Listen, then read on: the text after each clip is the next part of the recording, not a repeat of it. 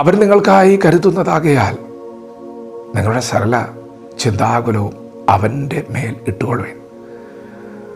പ്രിയപ്പെട്ടവരെ, നിങ്ങൾ വിചാരപ്പെട്ടതുകൊണ്ട്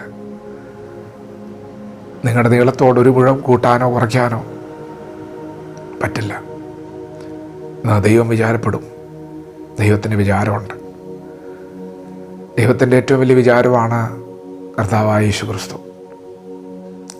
നിങ്ങൾ ജനിക്കുന്നതിന് മുമ്പ്, ഞാൻ ജനിക്കുന്നതിന് മുമ്പ് നമുക്കൊക്കെ വേണ്ടി കാൽവറിയിൽ ദൈവം വെളിപ്പെടുത്തിയ കരുതലാണത്. നമ്മുടെ പാപമോചനത്തിനായി, നമ്മുടെ രക്ഷയ്ക്കായി, നിത്യതയ്ക്കായി ദൈവം ഒരുക്കിയ കരുതൽ. സ്വന്തം പുത്രനെ ആദരിക്കാതെ നമുക്കെല്ലാവർക്കും വേണ്ടി ഏൽപ്പിച്ചു തന്നു. അവനോട് കൂടെ സകലവും നൽകിത്തരും. പ്രിയപ്പെട്ടവരെ, നിങ്ങളുടെ സകല ചിന്താകുലവും ദൈവത്തിൻ്റെ മേൽ ഇട്ടുകൊള്ളുവിൻ. നിങ്ങളൊന്നിനെക്കുറിച്ച് വിചാരപ്പെടരുത്. പ്രാർത്ഥനയിൽ അപേക്ഷയാലും നിങ്ങളുടെ ആവശ്യങ്ങൾ സ്തോത്രത്തോടെ ദൈവത്തോട് അറിയിക്കുക എത്ര വേണ്ടത്. ദൈവത്തോട് അറിയിക്കണം.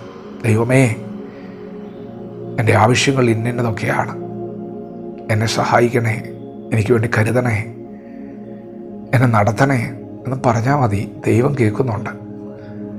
നിങ്ങളൊന്ന് വിശ്വസിച്ച് ദൈവം കേൾക്കുന്നുണ്ടെന്ന് വിശ്വാസത്തോടെ പറഞ്ഞാൽ മതി. യഹോവയുടെ കണ്ണ് നീതിമാന്മാരുടെ മേൽ, അവൻ്റെ ചെവി അവരുടെ നിലവിളിക്കും തുറന്നിരിക്കുന്നു. ദൈവത്തിൻ്റെ കണ്ണ് നിങ്ങളുടെ മേലുണ്ട്. ദൈവത്തിൻ്റെ ചെവി തുറന്നിരിക്കുകയാണ്.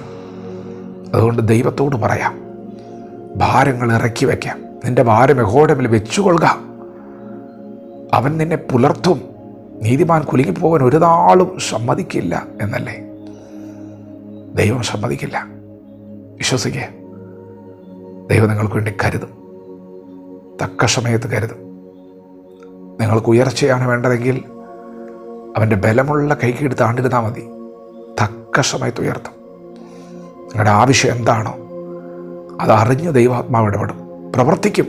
നിശ്ചയമായും വചനം ചലിക്കും. വചനത്തെ വിശ്വസിക്കുന്നവന് വേണ്ടി വചനം ചലിക്കും. വിശ്വാസത്തോടെ പ്രതികരിക്കാം. ദൈവം നമ്മെ ഓരോരുത്തരും ഈ പകൽ അനുഗ്രഹിക്കുമാറാകട്ടെ. ആമേൻ.